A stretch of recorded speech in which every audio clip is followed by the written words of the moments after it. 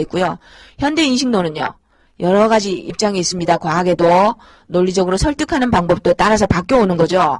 그러면 저희가 과학 지식에 진입한다는 부분에서 여기 단어 3가지만 구분하고 갈게요. 검증, 확증, 반증. 요게 누가 그런 얘기 했죠. 랭귀지 게임이다. 과학요론에서 쓰는 언어 게임이 다르고요. 철학에서 쓰는 언어 게임이 다르고요. 자연과학에서 쓰는 언어가 다릅니다.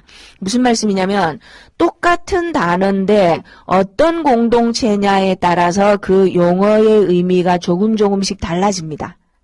그래서 저희가 한국말이 굉장히 어려워요. 한자를 써주거나 영어를 병기해줘야 그게 무엇을 의미하는지 이렇게 와닿을 때가 있거든요. 요게 그 중에 하나입니다. 검증, 확증, 반증. 검증 보세요. 전부 이렇게 verification, confirmation, 그 다음에 falsification 이렇게 돼 있잖아요. verification 용어는 뭐냐면 이거 과학에 제일 가까운 겁니다. very 더하기 fy 동사 만들어주는 거죠. 그래서 verification으로 바뀌잖아요. 요거는 라틴어입니다. 라틴어. veritas lux mea. 그래서 요게 truth라는 뜻입니다. 라틴어로 의미가.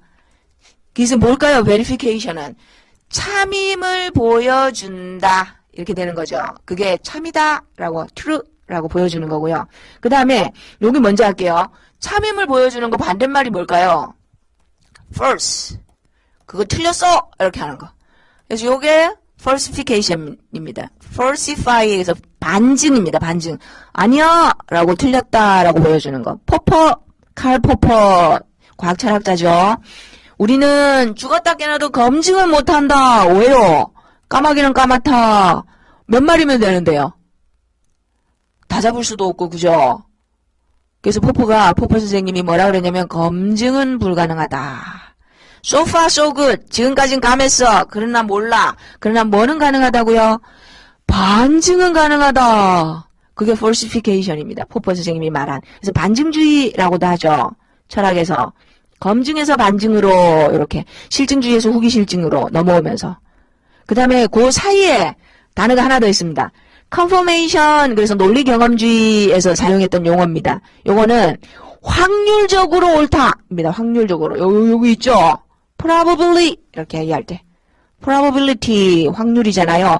100% 맞아요. 참이에요. 검증이에요. 이거는 예외가 있어요. 얘는 아니에요 하는 거죠. 얘는요. probably라고 하는 영어 단어 있죠. maybe, probably 이렇게 여러 가지 그것도 칭의가 달라요. 어느 정도 how much 어느 정도 확신하느냐 할 때 확증이라는 거는 확률적으로 probably 또는 probability라고 하는 부분에서 확증이라는 거 여기 있죠. 요거 때문에. 그래서 앞으로는 검증, 확증, 반증이라는 용어를 막 섞어 쓰지 마시고 이게 의미가 조금씩 다르구나. 그리고 정확하게 말하면 철학적 입장도 다르구나 라고 알고 계셔야 됩니다. 요거는 실증주의, 요거는요. 포프의 후기실증주의 또는 반증주의, 여기는요. 논리경험주의, 거기서 나온 용어구나 라고 구분하시면 좋을 것 같습니다. 그 다음에 과학지식의 구성요소, 사실, 팩트, 데이터라고 보시면 되겠습니다. 주어진 것, 팩트. 요거. 그 다음에 개념, 컨셉이죠, 컨셉. 컨셉도 보세요. 그냥 막 쓰지 마시고, 컨덕이 요거거든요. 요거는 그물망이에요, 그물. 캡처, 이렇게. 세상에 여자는 없어요. 남자도 없고, 남성, 여성 없죠. 보세요. 은지가 있고, 은별이가 있고, 재원이가 있고, 재하가 있고, 그런 요런 재원이도 있고, 재하도 있고, 요런 아이들이 가지고 있는 속성을 이렇게 길어 올려서 다 묶어냈어요. 그게 여자라는 개념인 거죠. 그래서 공통된 속성을 지니고 있는 이러이러한 분들을 모두 엮어서 공통된 거를 이렇게 길어 올린 것. 그게 개념입니다. 개념. 그래서 저희가 뭐 추상명사, 무슨 명사 또는 개념이라고 말씀하실 때 그래서 개념은 사실 각각의 데이터들이 가지고 있는 공통적인 준거 속성을 말한다. 이렇게 되는 거죠. 그 다음에 과학에서 너무너무 중요한 거 가설 검증이라는 형태로 저희는 꼭 알아둬야 될 단어죠. 그 다음에 법칙, 연력학 법칙 또는 뭐 있죠. 많죠. 만륜력의 법칙, 그건 거의 원리에 가깝죠. 그 다음 밑에 원리 나오네요. 프린시플이라고 얘기하는 거. 원래 프린시플이라는 용어가 처음 등장한 게 뉴턴의 프린키피아예요. 그 처음에 뉴턴이 이거 제안한 거. 제안했던 책. 여기 나오죠. 프린키피아, 요게 프린시플입니다. 라틴어로. 여기서 등장했던 거고요. 그 다음에 이론 있죠. 이론. 그래서 여기도 1시간을 할애해야 돼요. 가설과 법칙과 원리와 이론이 과학에서 어떻게 다를까? 이렇게. 전체적인 위계를 보면 팩트, 컨셉트, 그 다음에 hypothesis, law, principle, theory 이렇게 해서 사실, 개념, 가설, 법칙, 원리, 이론 이렇게 나름대로 위계도 있습니다. 이것도 나중에 1시간 정도 설명을 드리겠습니다. 그 다음에 드디어 오늘 1교시. 오늘은 인트로만 하고 다음 시간에 아무래도 본격적으로 해야 될 것 같습니다. 제가 되게 이렇게 무모하게 제목을 뽑았죠. 문이과대 통합. 그럼 또 그러세요, 선생님들이. 문과이과 없어진 지가 언젠데 아직도 그 용어를 명시적으로는 없어졌는데요. 아이들이 고등학교 3년 동안 듣는 과목을 보면 이 학생이 나중에 인문사회 계열로 대학을 가거나 진로를 가겠구나. 아니면 이공계열로 가겠구나. 그래서 문과이과라는 구분은 있습니다. 묵시적으로, 잠정적으로. 그래서 문이과 대통합이라고 이상하게 해놨죠. 그 다음에 하나 더, 경험주의와 합리주의의 대통합 이렇게 해놨습니다. 그래서 요거 말씀드리고, 기호작용은 요거는 문과죠, 문과. 인문사회과학에서 이거 뭐야? 라고 기호 해석하는 거. 기호작용, 기호해석, 세마이오시스라고 표현합니다. 요게 이제 문과의 방법론. 문과의 방법론이라면요. 이거 우리 겁니다. 이거 자연과학. 인쿼리 또는 인콰이어리라고 할 때 귀납연역, 기축, 가설연역 이렇게 막 들어오는 거 있죠. 이거를 처음으로 대통합을 하겠다라고 시도하신 분이 있습니다. 그래서 요거 두 부분을 살펴보려고 합니다. 첫 번째, 그러면 여기 오른쪽 상단에 그림 보이시죠?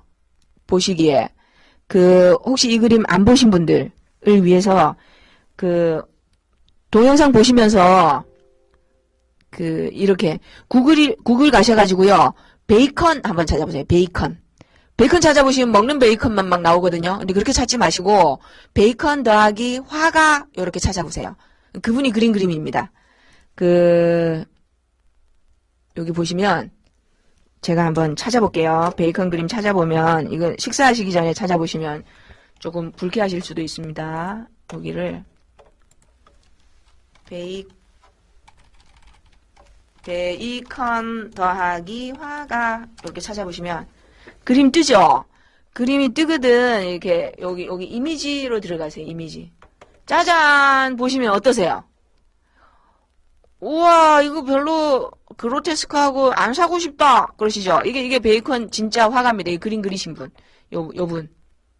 아일랜드 사람입니다. 아일랜드 사람이고 그린 그림들 보면 요게 제가 기억하기로 요 삼면화가 굉장히 비쌉니다. 얼마나 비쌀 것 같으세요? 한 100억 합니다. 100억. 제가 뻥친 걸 수도 있어요. 가셔서 베이컨 그림 가격 이렇게 한번 찾아보셔도 좋을 것 같습니다. 그럼 여기 보시면 이게 자기 자화상이에요. 자기 얼굴 그린 거. 아니 자기 얼굴을 왜 이렇게 그린겨 이렇게 하시죠. 이렇게 뭐 이렇게 허물러 내리는 뭉개져 내리는 왜 그랬을까? 이 사람 취향이 참 독특하다. 이건요. 이거 어디 가면 이거 걸려있죠? 하여튼 이것도 좀 그렇죠. 여기 이런 것도 있습니다. 이런 것도 있고 이거는요. 이 보니까 이렇게 정육점 푸주간 가면 이렇게 발골하는 거 있죠. 이 우산 쓰고 있는 거 무슨 비광도 아니고 그죠? 이런 것도 있고. 근데 이 사람 왜 그랬을까요? 이거를. 아니 뭐 하려고 이거 제일 비싼 거 이거는 에얼리언도 아니고 여기 입 보이시죠? 입 이런 거 이거 뭘까요? 이 양반이 그냥 이렇게 뭐 그냥 한 건 아닌 것 같고요. 그래서 왜 그랬을까요? 그래서 제가 프란시스 베이컨이라고 인류 역사의 베이컨 씨 집안이죠. 우리말로 하면. 프란시스는 지금 교황님 이름이기도 한데. 프란시스는 이제 이름이고요. 베이컨 하면 성이죠, 성. 인류 역사에 베이컨 씨 집안에 유명한 사람이 두 분이 있었습니다. 한 분은 경험 철학으로 잘 알고 계시는 그 프란시스 베이컨, 영국 철학자.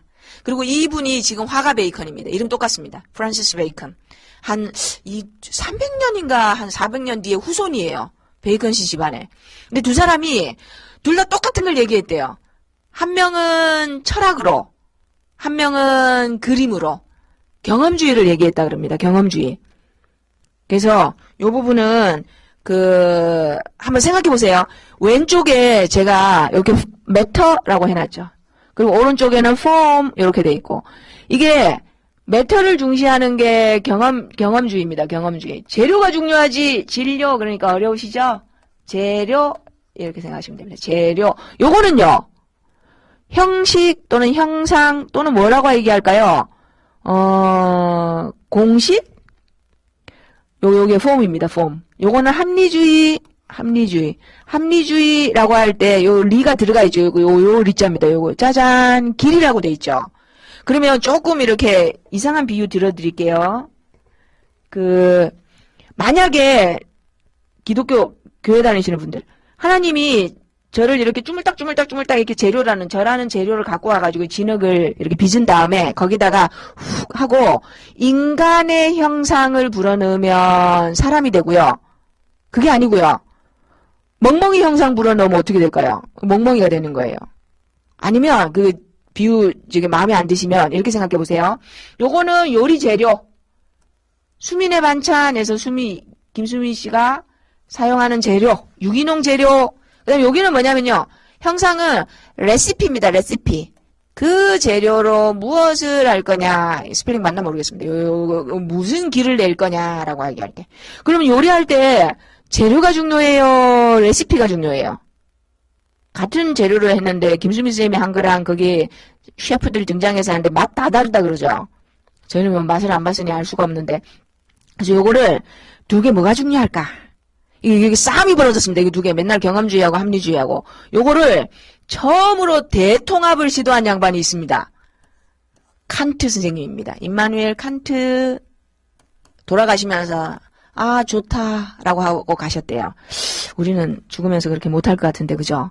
여기 칸트 선생님이 두 개를 통합해보자 그러면서, 이게 근데 칸트 선생님만 싸움이 벌어진 게 아니고요. 서구에서만 그런 게 아니고, 우리도 조선시대에도 이게 기입니다, 기. 요게 리입니다, 리. 여기 있죠.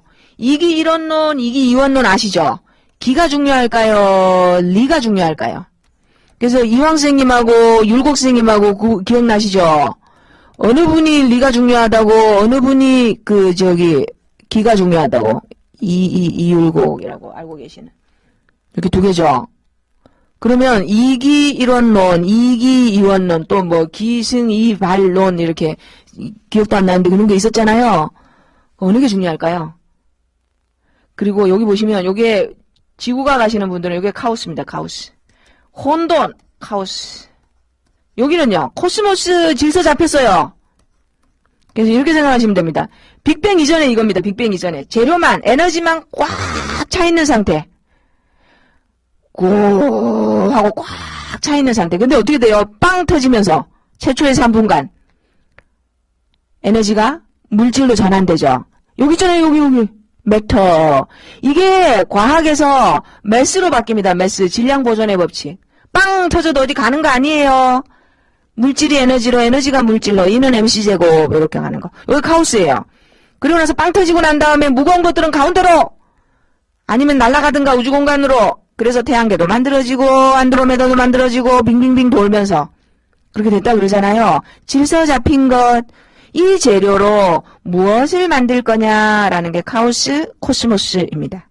그럼 재료와 레시피 또 하나 비유 들어볼게요. 과학사. 인류 역사에서 과학이 수백 년 동안 어디서부터 갈까요? 과학이란 이름을 과학으로 자연과학, 자연철학 그 이후 물론 거슬러 올라가면 플라톤부터 아리스토텔레스부터 쭉 내려가서 저희가 이제 물리 과학의 꽃 갈릴레오 갈릴레이부터 좀 더 이후로 뭐 많죠. 그 다음에 뉴턴, 아인슈타인 이렇게 나라는 과학사가 재료고요. 그거를 형상으로 뒤집어 씌운 게 과학 철학입니다. 이게 뭐야? 이 재료를 이렇게 이거구나 이렇게. 그래서 요게 재료와 형상이라고 여러분들이 알고 계시는 요게 두 부분이고요. 제가 오늘 왜 이렇게 이상한 말씀을 드렸냐면 이렇게 보시면 될 것 같습니다. 그 천문학 역사에서 이거 재료만 모은 사람, 형상화한 사람 두 분이 있습니다. 가장 대표적인 거. 여기가 누구냐면 티코 브라헤 아시죠? 술을 너무너무 좋아해가지고 맨날 술 주정하고 구덩이에 빠지고 별보다 빠졌다고는 하는데 술가 없어가지고 쌈이 나서 그런가 코도 베이고 평생 데이터만 모았어요. 진짜로 열심히 재료만. 근데 요거를 딱 세 가지 공식으로 정리한 양반이 있습니다. 케플러. 누가 역사에 남았을까요? 물론 두 분 다 남았죠. 요게 좀 극단적인 경우로 재료와 형상 두 개의 차이점이기도 합니다. 그러면 다시 한번 이렇게 약간 바보 같은 질문으로 돌아가서 재료가 중요할까요? 형상이 중요할까요? 한번 생각해 보세요. 그럼 베이컨 그림은요? 이 양반은 뭘 그린 걸까요? 그 초등학교 때 찰흙으로 이렇게 뭐라 그래요? 그 소조라 그러나요? 뭐 이렇게 말도 만들고 이렇게 찰흙 이렇게 쭈물쭈물 해가지고 말 만들고 멍멍이 만들고 하셨죠. 그러면 어떻게 돼요? 항상 얘가 모가지가 똑 부러지죠. 그래서 어떻게 해요? 목 안 부러지게 철사 이렇게 베베베베 꼬아가지고 이렇게 심 만들어주죠. 목이 이렇게 땡강 안 되게. 거기서 찰흙이 왼쪽이고요. 매스라고 얘기하는 거. 철사에 해당하는 게 폼을 잡아주는 것. 골격을 잡아주는 게 오른쪽이래요. 이걸로 무엇을 만들 거냐라고 할 때 그 스켈리튼 아니면은 그 우리말로 하면 사람으로 하면 뭐가 될까요? 뼈예요, 뼈. 베이컨의 그림이 뭐냐면요. 재료만 그렸대요.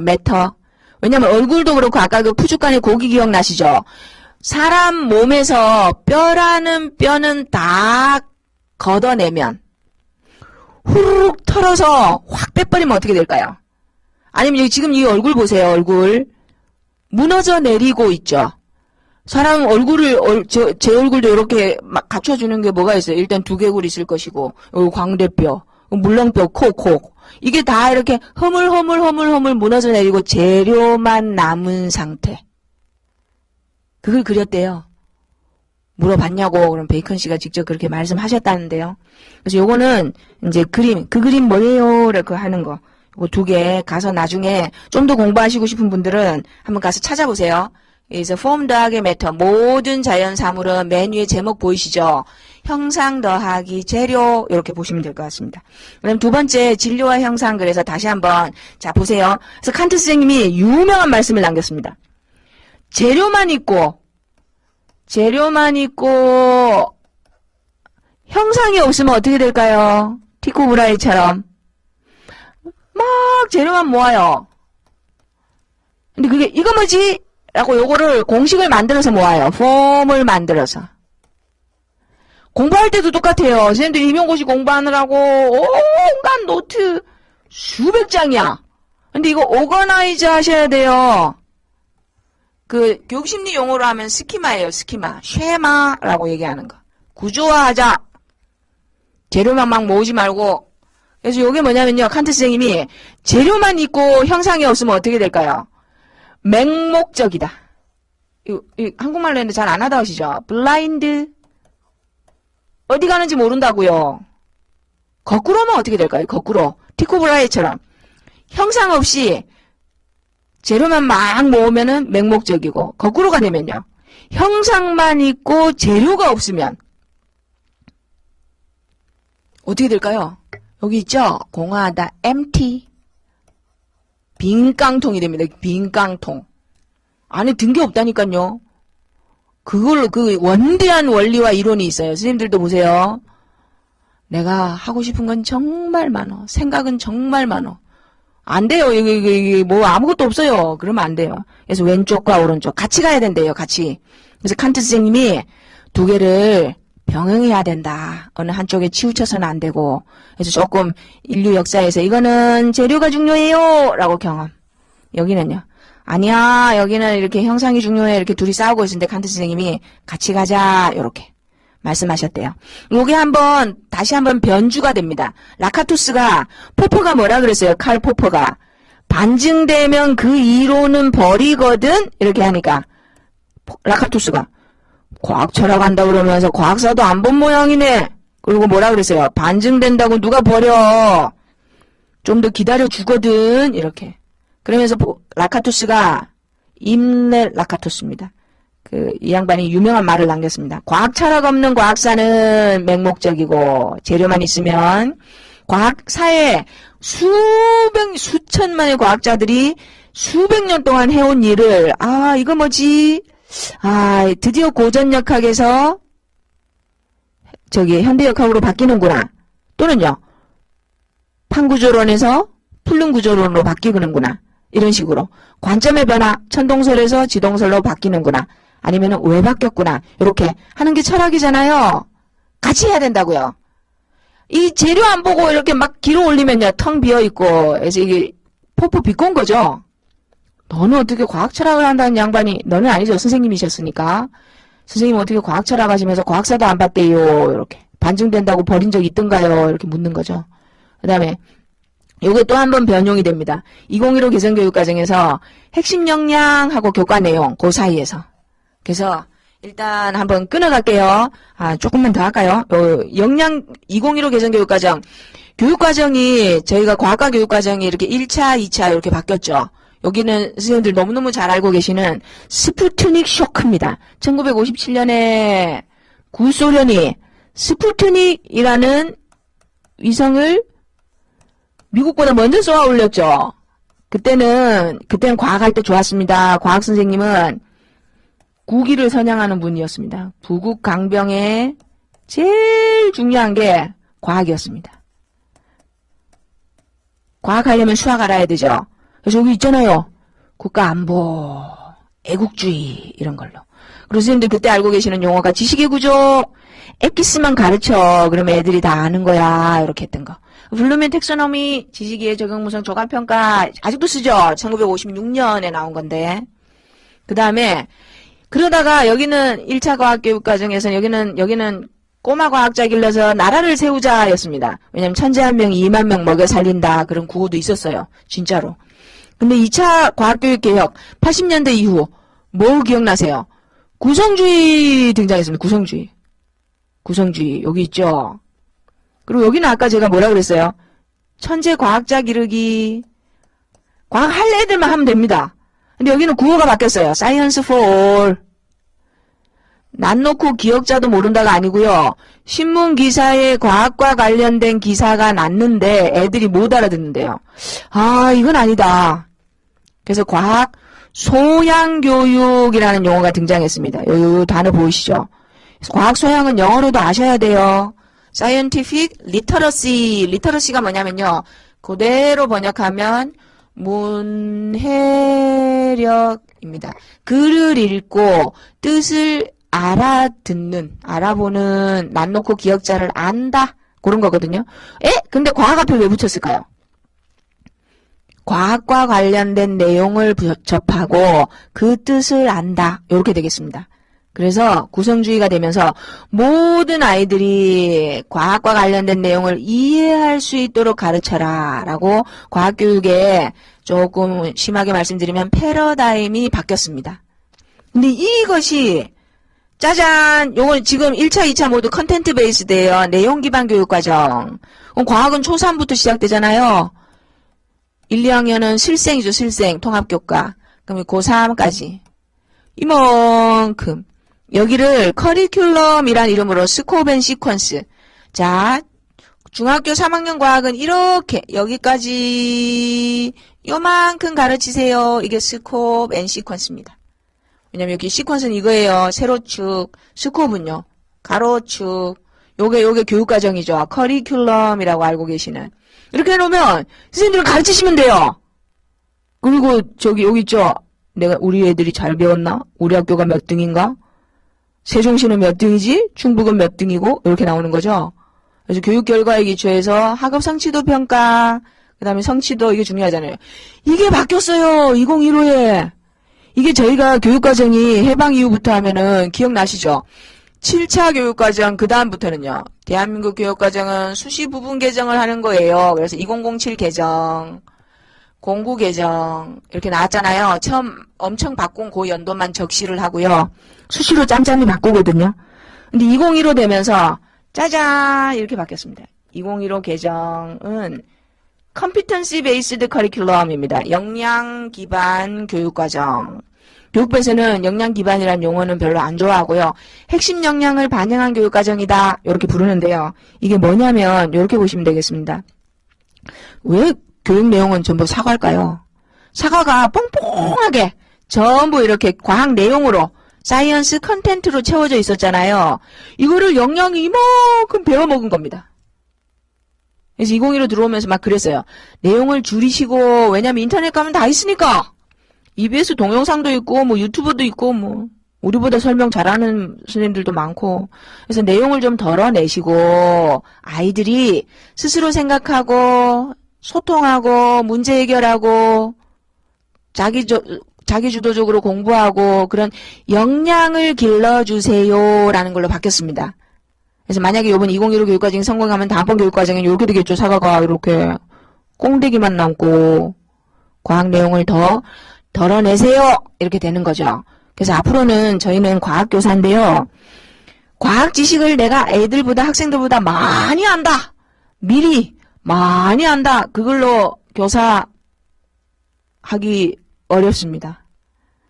창의적이고 비판적으로 생각하고 의사소통 잘하고 말 잘하고 설득 잘하고 논리 논술도 잘하고 그런 역량을 길러줄 수 있는 그런 교사를 원한대요. 그래서 이걸로 교육과정 제일 잘 바꾼 게 이 양반들입니다. 캐나다 알버타주라고 돼 있죠. 맨 가운데 학생입니다. 그래서 그림 읽는 방법 가르쳐 드릴게요. 이거 글 읽고 셈하고 뉴머러스입니다. 이 단어도 알아두셔야 돼요. 여기는 캐나다니까 서양은 어른들도 문해력 안 되는 분들 많아요. 까막눈. 그래서 학교에 가서 그 집 교육과정입니다. 캐나다 알버타주의 우리말로 하면은 국가 수준 교육과정인 거죠. 얘네는 스테이트 주정부 수준의 교육과정.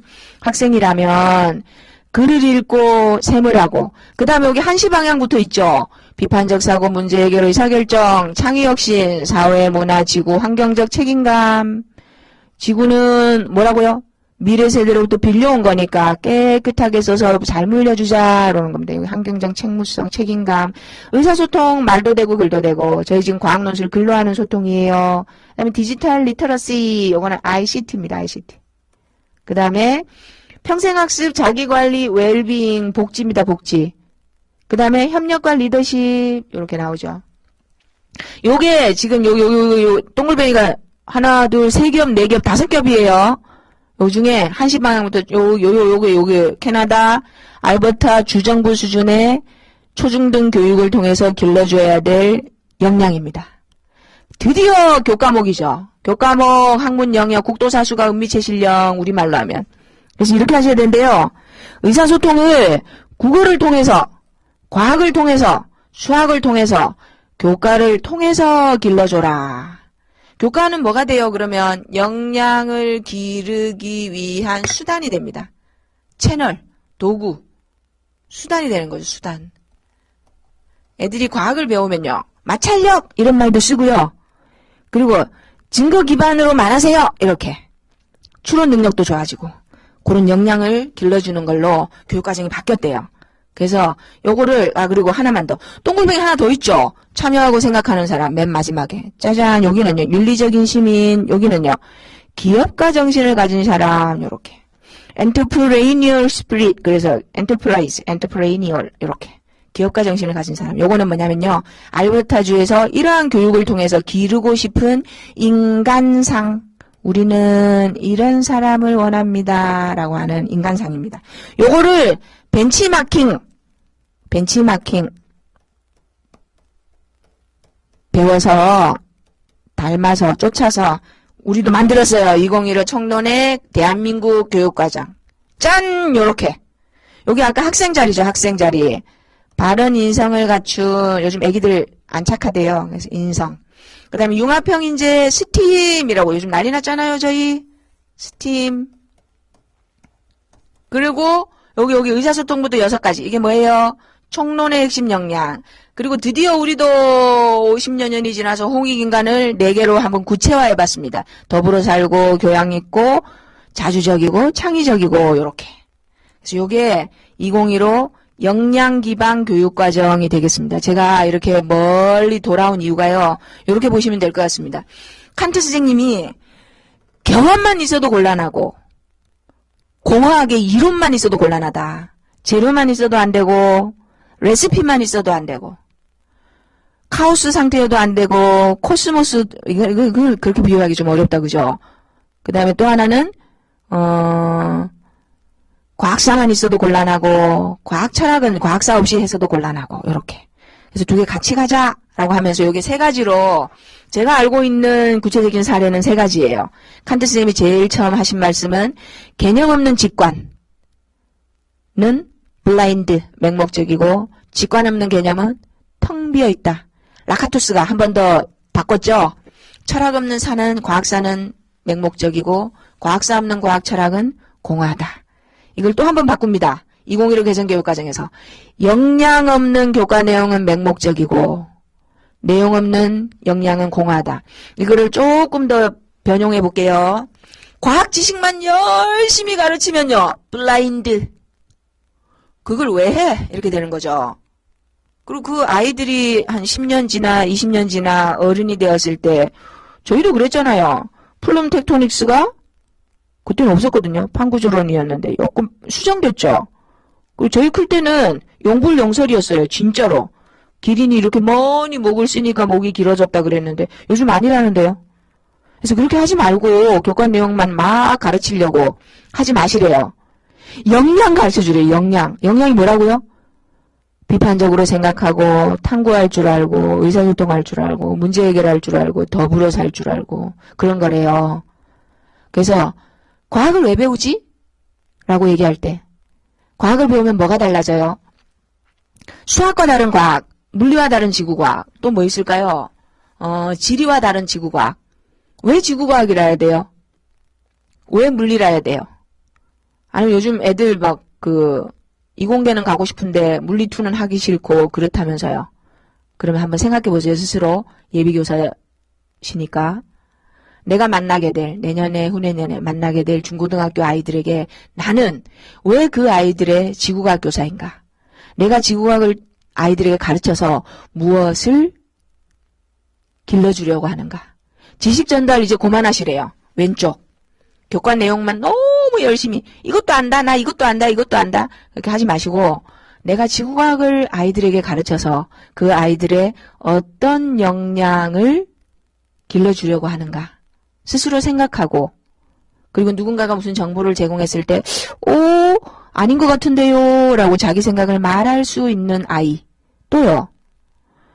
그리고 비판적으로 근거를 가지고 요즘 제일 무서운 말이 에비던스죠. 당신 무슨 근거로 그렇게 얘기하십니까? 라고 얘기할 때. 그리고 사회현상을 바라보실 때도요. 왜 그렇지? 조금 더 근본적이면서 예민한 문제 얘기해 볼까요? 왜 임용고시를 보지? 아니면 임용고시가 정말로 그렇게 효과적인가? 그런 것도 있을 수 있겠죠. 그래서 생각하자. 아까 누가 그랬죠? 논리는 사람이라면 다 하는 거다. 논술은 사람이라면 다 하는 거다. 생각하자. 비판적 사고력, 논리 논술, 그 논리학. 그래서 오늘 첫 번째 시간 왜 과학 논술일까? 그러면서 이제 한 2가지 말씀드렸습니다. 1번 과학을 하는 방법에서 과학 철학이 나오고 탐구가 나오고 그게 나중에 아이들의 과학을 배우는 방법, 교수학습 모델로 바뀐다더라, 모형으로 바뀐다더라. 또요. 용어나 개념이나 아니면은 표현을 정밀하게, 엄밀하게 쓰자. 이래도 좋고 저래도 좋고가 아니고요. 그래서 여러 가지 용어 말씀드렸죠. 인식, 인지, 지각, 감각. 또요. 검증, 반증, 확증. 또 있죠.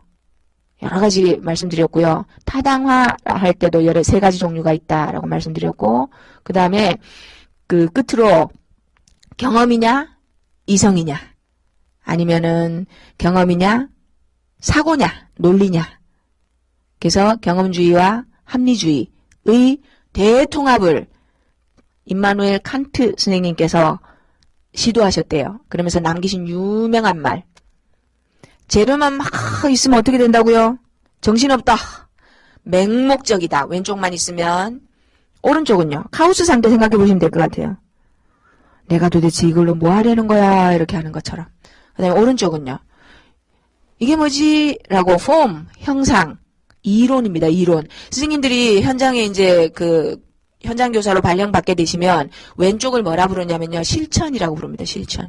practice. 학교 현장, 초중등 교육 현장의 실천. 그 다음에 오른쪽은요. theory입니다. theory. 이건 내가 뭐라고 볼 거냐, 뭐라고 부를 거냐, 뭐라고 이론화할 거냐. 그래서 practice and theory. 이론과 실천의 괴리라고 얘기합니다. gap. 그래서 그게 항상 인류 역사에서 주거니 받거니 문제가 됐었습니다. 우리 조선시대 성리학으로는요. 기냐, 리냐.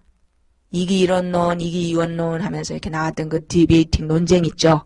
그런 거로 나왔었고요. 그러면은 이번 시간에는 여기까지 하고 다음 시간에는 그 논리 논술에서 저희가 과학의 문법, 탐구를 따라서 귀납 연역, 귀추, 가설 연역을 명확하게 파악하고 계시면 논술의 대가가 되십니다.